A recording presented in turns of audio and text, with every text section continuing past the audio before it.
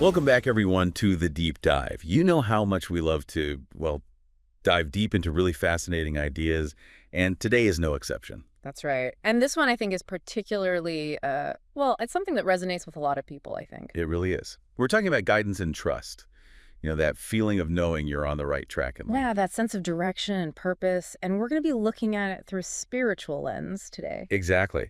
We're turning to a source that many of you are probably familiar with, Rhapsody of Realities by Pastor Chris, specifically the April 13th entry. A daily dose of inspiration and guidance, right? Exactly.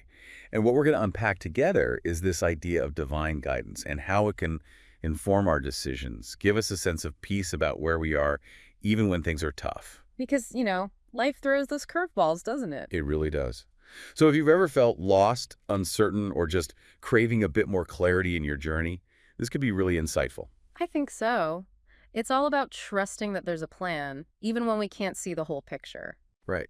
And the devotional starts with a verse from Isaiah 48:17. Thus saith the Lord, thy Redeemer, the Holy One of Israel, I am the Lord thy God, which teacheth thee to profit, which leadeth thee by the way that thou shouldest go. Powerful words, right? They really are. So let's just break that down for a second. What's jumping out at you from that verse? Well, first off, it's this incredible assurance that there's a guiding force looking out for us, teaching us, and leading us on a path that's ultimately for our good.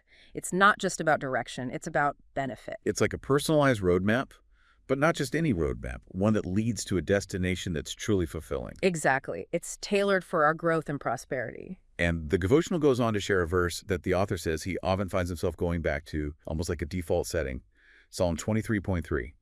He leadeth me in the paths of righteousness for his name's sake. Beautiful. A real classic. What do you think it is about that verse that makes it so, so resonant for people? I think there's a deep sense of trust woven into it. This idea of being led not just for personal gain, but for something bigger, for his name's sake. Right. It's about aligning yourself with a higher purpose, that your journey isn't just about you, but reflects something much larger. And then the devotional takes this a step further with a really powerful statement. I have learned to rely on the Lord's guidance and to trust that wherever I am is exactly where I should be. Wow. There's a lot to unpack there. What do you make of that? You know that phrase, wherever I am is exactly where I should be. It's really profound. It suggests a deep acceptance of your present circumstances, even if they're not ideal. Right, because sometimes we resist where we are, don't we? We fight it. Absolutely. Yeah. We get caught up in wishing things were different, dwelling on what we could have done differently. But this statement suggests a different approach, Yeah. trusting that there's a reason for being exactly where you are, even if you can't see it right now. It almost feels like a release from that pressure to constantly strive, doesn't it? It does.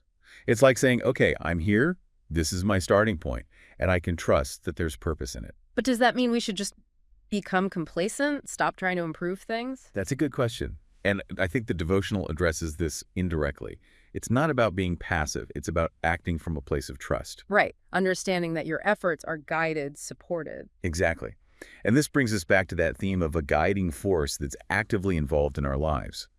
The devotional reiterates the point from Isaiah 48:14, emphasizing that this guiding entity is committed to our success, ensures you win all the time by giving you the guidance you need. Pretty powerful statement. But then he goes on to cite another verse, Psalm 32:8.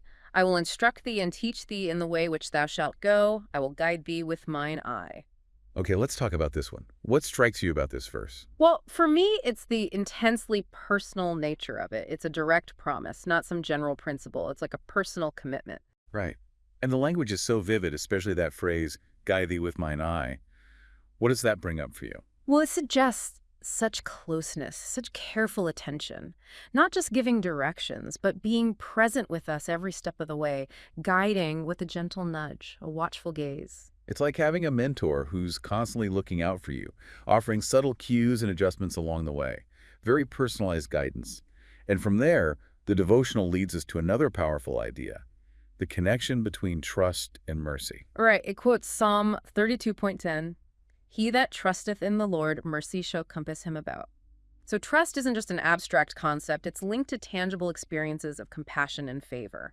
It's like saying when you trust in this guidance, you open yourself up to receiving blessings, to experiencing mercy in your life. So it's not just about believing, it's about the benefits of that belief. It's almost like trust creates a space for those good things to come in.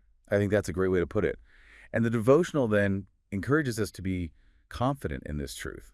Why do you think it emphasizes confidence? Well, because doubt can be such a powerful obstacle, can't it? It really can. If we're constantly questioning the guidance we're receiving, second-guessing ourselves, we might miss those moments of grace, those opportunities that are right there in front of us. Right. It's like we block the flow of good things with our own uncertainty. Confidence, on the other hand, keeps us open and receptive. It's like an anchor that keeps us steady, connected to that source of support, even when the waves are crashing around us. I love that analogy. And the devotional then speaks directly to those who might be facing challenges, who are in need of direction or a sense of mercy, quoting Hebrews 4.16. Let us therefore come boldly unto the throne of grace, that we may obtain mercy and find grace to help in time of need. Okay, let's dissect this one. Come boldly, it says. That word boldly really stands out, doesn't it? It's an invitation to approach with confidence, not timidity or shame. It's saying you are worthy to ask for help. It's a reminder that we don't need to earn our way to grace. It's readily available to us, especially in times of need. It's about having the courage to ask, to reach out. Right. And that image of a throne of grace, it suggests a source of help that's both powerful and compassionate, ready to offer support without judgment. And then, bringing it right into the present moment, the devotional reminds us that this grace and mercy are with us right now, actively propelling you in the path that you should go. So it's not some far-off concept. It's here, it's active, it's guiding us in this very moment. Exactly. And it then gives us some concrete steps we can take to tap into this guidance. Yeah. What are those key actions? Well, it comes down to a few core things. Trusting in God's unfailing love and mercy, trusting in His Word, which in this context is presented as a source of wisdom and guidance, and being mindful of His presence in our lives. It's about active engagement, not just passive belief. Right. It's about aligning your thoughts and actions with that trust. And it even suggests a personal declaration we can make, that you walk in the paths of righteousness, led by the Holy Spirit, and that His grace empowers you to live victoriously. It's about owning that belief, giving it voice. Yes, making it real. And speaking those words aloud can be really powerful. It reinforces that belief, helps us internalize it. It's a way of taking these ideas and making them a lived reality.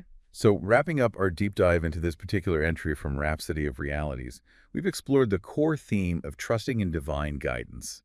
We've looked at several key scriptural supports for this idea, starting with Isaiah 48.1, seeing the initial promise of guidance. Then there was the beautiful expression of trust in Psalm 23.3. And the personalized assurance of instruction in Psalm 32.8. Not to forget the link between trust and mercy in Psalm 32.0. And that reminder of readily available grace in Hebrews 4.16. So as you go about your day, maybe consider this.